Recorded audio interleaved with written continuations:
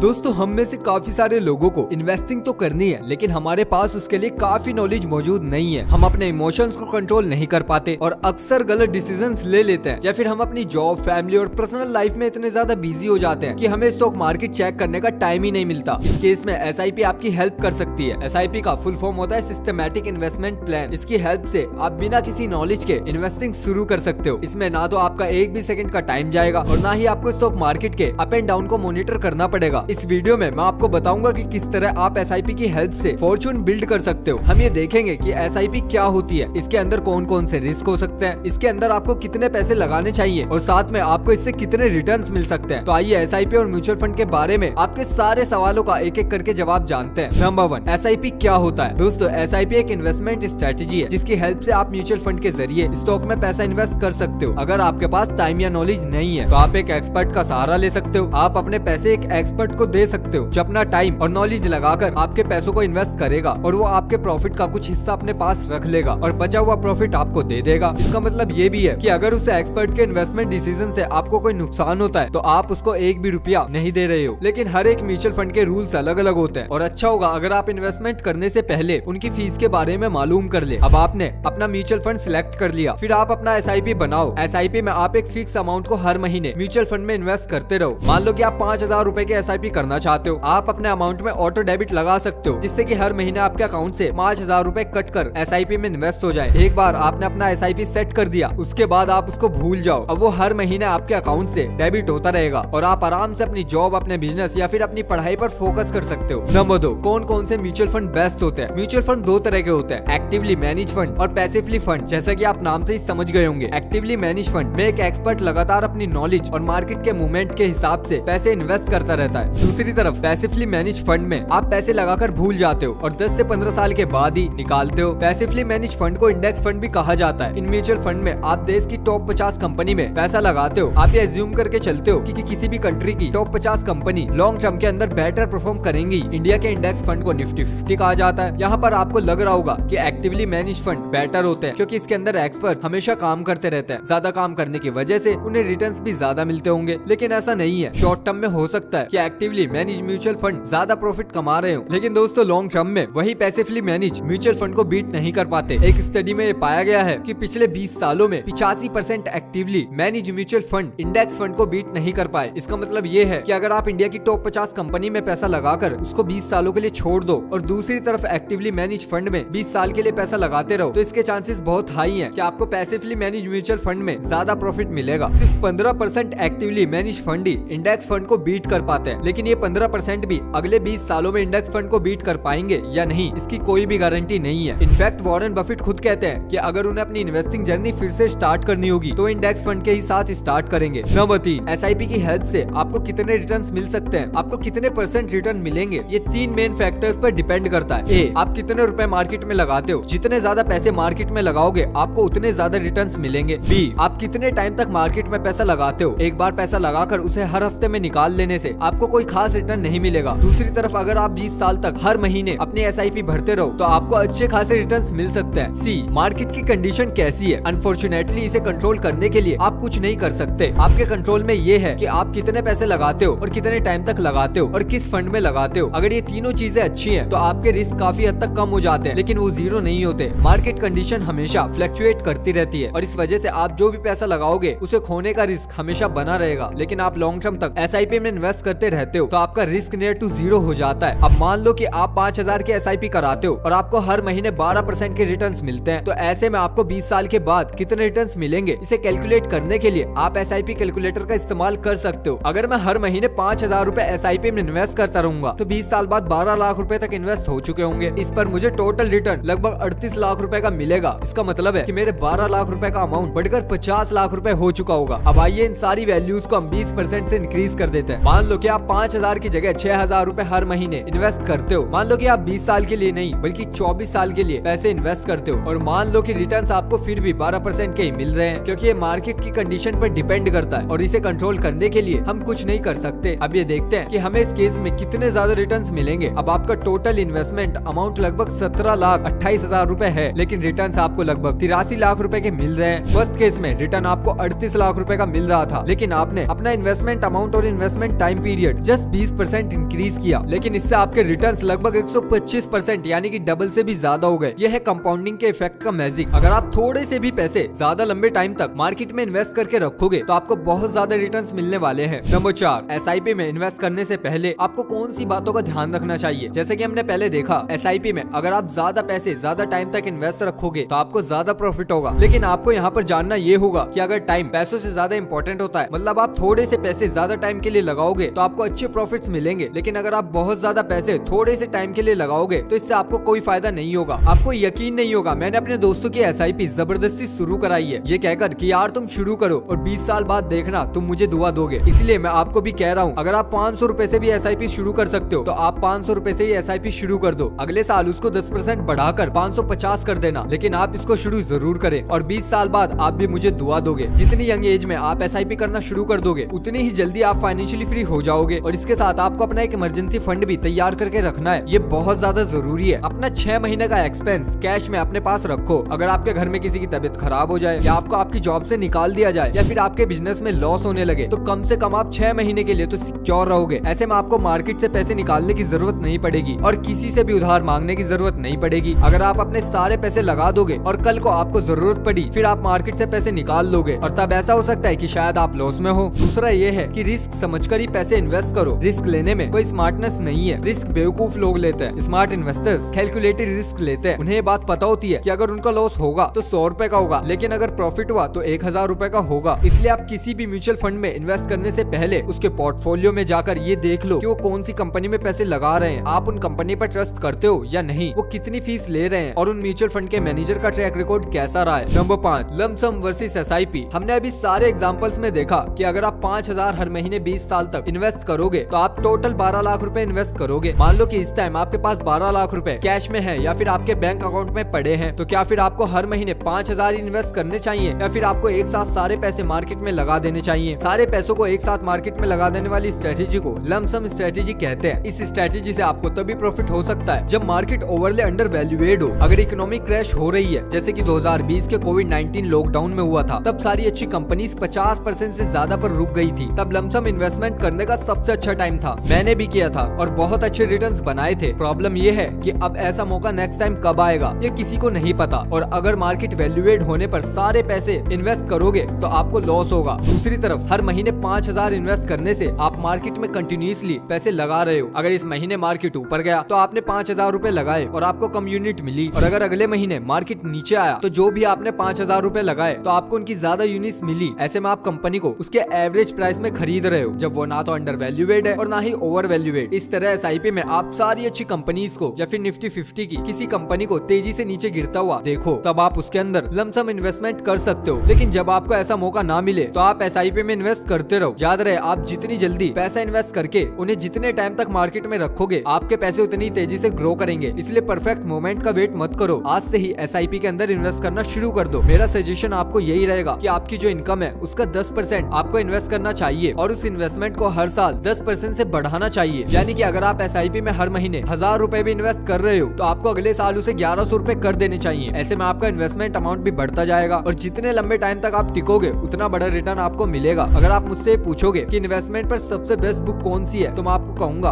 One upon wall street by Peter lynch. ये book आपको जरूर पढ़नी चाहिए। इस बुक में बताए गए प्रिंसिपल्स आपको फाइनेंशियली फ्री कर सकते हैं। इस किताब में पीटर लिंच ने बेसिकली ये बताया है कि मल्टी बैगर स्टॉक्स को कैसे ढूंढा जाता है, यानी कि 1 रुपए का 10 रुपए करने वाला स्टॉक कैसे ढूंढा जाता है। तो दोस्तों, अगर आपको हमारी इन्फॉर्मेशन अच्छी लगी है तो प्लीज यार इस चैनल को सब्सक्राइब कर दो, वीडियो को लाइक कर दो और ऐसी ही वीडियोस देखने के लिए जुड़े रहिए हमारे साथ। मिलते हैं आपसे बहुत जल्द अगली वीडियो में, तब तक के लिए बाय बाय, अपना ख्याल रखिएगा।